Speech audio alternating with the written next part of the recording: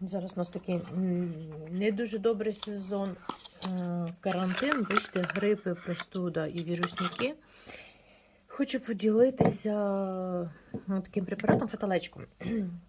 Теж, хто в Таїланді був, вже знає. Хто не був, то наші клієнти теж вже знають, наскільки я його люблю. Але в нас раніше не було спрейчика такого, це він тільки от зовсім недавно з'явився.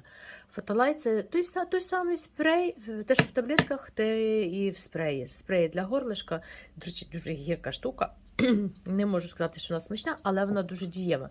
У мене починалася ангіна, вже таке було прям з білим нальотом горлишко, і я за 3 дня, принаймні, справилася зі своїм горлом, бо мені не можна дуже хворіти, у мене проблеми з нирками, то мені, скажімо так, заборонено. Через що я для себе, щоб не розхворітися, знайшла оцей фаталай. Андрографія з дієва речовина, але так, щоб люди, хто не розуміється, скажу простими словами. Дуже хорошо, коли, не дай Боже, тільки заболіваєте, чи хтось поряд боліє, то для профілактики можна пити по одній пігулочці 3 рази в день. Якщо вже захворіли, то починаєте пити по 2 таблетки 3-4 рази на день. Є, от, до речі, тут багато таблеточок, а є менше. Можна навіть дорогу взяти, що дуже зручно. Тут 40 капсул. От капсулу може зручніше пити, не знаю, це таблетка, але вона нормальна, вона невелика, бо ми, особисто я спасаюсь фаталаєм.